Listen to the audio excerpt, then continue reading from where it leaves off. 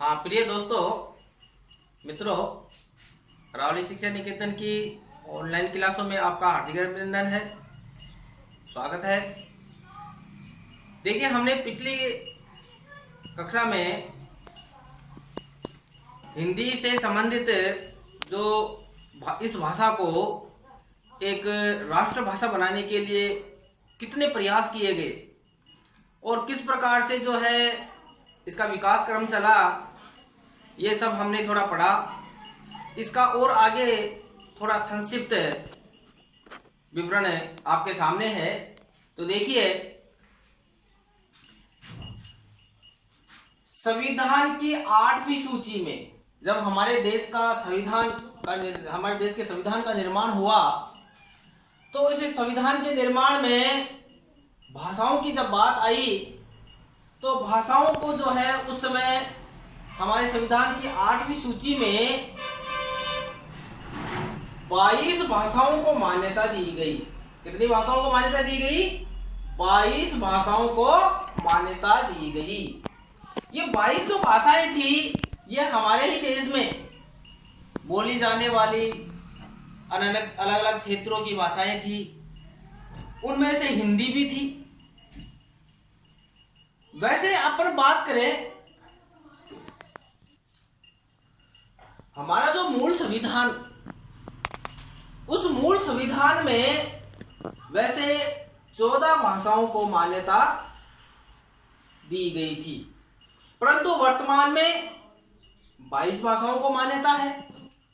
तो इस प्रकार देखिए, हिंदी से संबंधित अनुच्छेद 351 में क्या कहा गया है? हिंदी भाषा से संबंधित अनुच्छेद 351 में क्या कहा गया है? संघ का यह कर्तव्य होगा कि वह हिंदी भाषा का प्रसार करे। क्या करे? संघ का मतलब जो अनेक राज्यों का एक समूह बना, हमारे देश का एक संयुक्त संगठन बना, यानी पूरा भारत देश बना।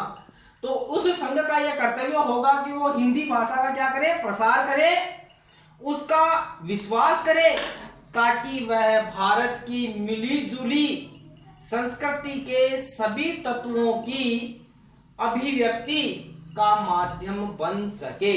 तो देखिए, यहाँ पर भी देखिए, हिंदी से संबंधित ये 351 का जो है अनुच्छेद है। तो इस अनुच्छेद में देखिए, यहाँ भी भारत का जो संविधान बना, उसमें भी उस पर विश्वास जताया है। और जो हमारी मिलीजुली संस्कृति है, क्योंकि हमारा देश अलग अलग विविधताएं होते हुए भी एक एकता से समाहित रखने वाला देश है। तो इस देश में जो हमारी जो मिलीजुली संस्कृति है, उन सभी तत्वों के हमें क्या है? सभी एक दूसरे की अभिव्यक्ति का माध्यम बन सके। देखिए, हिंदी से संबंधित और कौन से अधिनियम बने? राजभाषा अधिनियम 1963, ये कानून बना, राजभाषा अधिनियम 1963। इसमें 9 धाराएं थी और 12 नियम। कितने हैं इसमें? 9 धाराएं हैं और 12 नियम है। अब देखिए, आगे देखिए, राजभाषा संकल्प, ये भी एक अधिनियम बना 1968 में। ये कब बना? 1968 में। फिर अगला देखिए, एक नियम और बना, अधिनियम बना, राजभाषा नियम। भारत सरकार के द्वारा राजभाषा नियम बनाया गया 1976। तो देखिए, इस प्रकार देखिए, हिंदी को एक राष्ट्रभाषा का दर्जा दिलाने में कितने प्रयास किए गए, कितने जो है इस प्रकार के नियम बनाए गए और अधिनियम तैयार किए गए, तब जाकर के इस हिंदी को जो है एक राष्ट्रभाषा का दर्जा दिलाने में सफलता मिली। आगे देखिए, फिर जब राजभाषा का इस प्रकार जो है विवाद चला, तो हमारे देश में 3 प्रकार से जो है 3 वर्गों में जो भाषाई संबंधी जो क्षेत्र थे, उनको 3 वर्गों में बांट दिया गया। कितने वर्गों में बांट दिया गया? 3 वर्गों में बांट दिया गया। तो 3 वर्गों में देखिए, पहला वर्ग था क वर्ग, यानी क ख ग। इन 3 वर्गों में बांट दिया गया। पहला जो वर्ग था क वर्ग, उसमें क्या था कि पत्र व्यवहार जो होगा वो हिंदी में होगा। किसमें कर सकते हैं? पत्र व्यवहार का जो तरीका है वो हिंदी में होगा। तो इसके देखिए इस क्षेत्र के अंतर्गत आने वाले, इस वर्ग के अंतर्गत आने वाले कौन कौन से राज्य थे? पहला राज्य उत्तर प्रदेश, मध्य प्रदेश, राजस्थान, बिहार, हिमाचल, जिसको हिमाचल प्रदेश, हरियाणा और दिल्ली। तो इस प्रकार देखिए ये जो है 7 राज्य ये क वर्ग में आने वाले थे। फिर देखिए ख वर्ग में कौन कौन से राज्य सम्मिलित हुए? जो अपना जो पत्र व्यवहार है, यानी जो आदान प्रदान है, भाषाई जो आदान प्रदान है, पत्र व्यवहार, वो द्विभाषिक नीति का पालन करेंगे। ये जो राज्य हैं वो द्विभाषी नीति का, द्विभाषी का मतलब वो हिंदी को भी अपना सकते हैं तो अंग्रेजी को भी अपना सकते हैं, यानी द्विभाषी है दोनों भाषाओं। पंजाब, गुजरात, महाराष्ट्र, चंडीगढ़, अंडमान निकोबार द्वीप समूह है। ये ऐसे राज्य थे, ऐसे क्षेत्र थे जो पत्र व्यवहार है वो अंग्रेजी और हिंदी में दोनों का ये पालन कर सकेंगे। फिर देखिए तीसरा जो है वर्ग ग। इस ग वर्ग में पत्र व्यवहार का जो पालन था वो अंग्रेजी में किया जाएगा। इसमें क्या कर सकते हैं? अंग्रेजी में। तो अंग्रेजी में करने वाले देखिए कौन कौन से राज्य थे? पश्चिम बंगाल, उड़ीसा, उत्तरी पूर्वी क्षेत्र यानी उत्तर और पूर्व दिशा की दोनों में आने वाले क्षेत्र, और द्रविड़ भाषी क्षेत्र। द्रविड़ जो भाषी होते हैं, द्रविड़ भाषा बोलने वाले वो भाषी क्षेत्र, ये अंग्रेजी जो भाषा का है वो प्रयोग कर सकेंगे पत्र व्यवहार में। तो ये देखिए अब आपको जो मैंने ये बताया है कि हिंदी भाषा का कितनी उन्होंने जो है यात्रा की है इस प्रकार, और यात्रा करते हुए कहां तक उसकी स्थिति पहुंची ये आपके सामने है। तो आप नोटबुक में इसको लिख लीजिए।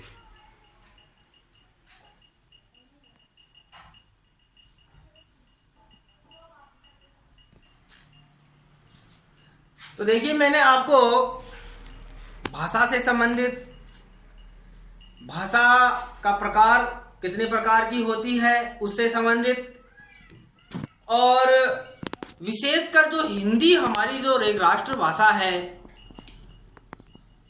उसको एक विश्व स्तर पर लाने के लिए, एक विशेष भाषाओं की श्रेणी में लाने के लिए कितने प्रयास किए गए, ये सारे प्रयास मैंने आपको संक्षिप्त रूप में थोड़ा बताया है। ये ऐसे प्रश्न हैं जो मैंने आपको बताया, इसमें जो प्रतियोगी परीक्षाओं से संबंधित भी उपयोगी होंगे। अधिकांश जब हिंदी के सिलेबस में ऐसी प्रतियोगी परीक्षाओं में प्रश्न पूछे जाते हैं तो इनसे संबंधित ऐसे प्रश्न भी पूछे जा सकते हैं। अब देखिए आगे जो है हमारा अगली जो क्लास चलेगी, उस अगली क्लास में व्याकरण का संपूर्ण जो है कोर्स यानी क्लासें वो ली जाएगी, और ये जो व्याकरण आपको पढ़ाई जाएगी वो व्याकरण सरल तरीके से, सुगमता से समझ में आने वाली व्याकरण, और इसके अलावा छोटी क्लास से लेकर के बड़ी क्लासों तक के लिए उनके लिए बहुत बहुत उपयोगी रहेगी।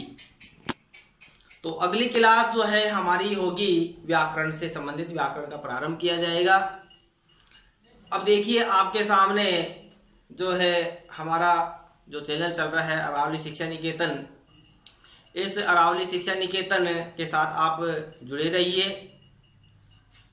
अध्ययन में लगे रहिए, और जो आपके सामने इस समय पढ़ाई जो बाधित हो रही है उसकी चिंता न करें, क्योंकि आप हमारे साथ जुड़ेंगे तो क्रमशः आपके हर विषय में हम आपको अच्छी तरीके से वीडियो बना करके आपके सामने पेश करेंगे।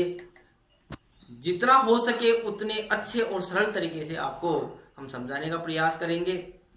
तो हमारे चैनल को जो है अपने मित्रों को, अपने जो सगे संबंधी हैं उनको सभी को आप जो है इसके लिए सब्सक्राइब करवाइए या सब्सक्राइब कीजिए, और आप हमेशा जो है जो इस समय जो ये लॉकडाउन चल रहा है उसका भी पालन करते रहिए, और संभवतः डरने की आवश्यकता नहीं है आपको। और आगे मैं आपको सभी को मेरी ओर से हार्दिक शुभकामनाएं देना चाहता हूं। आप हमारे चैनल से जुड़े रहिए। जय हिंद, जय भारत।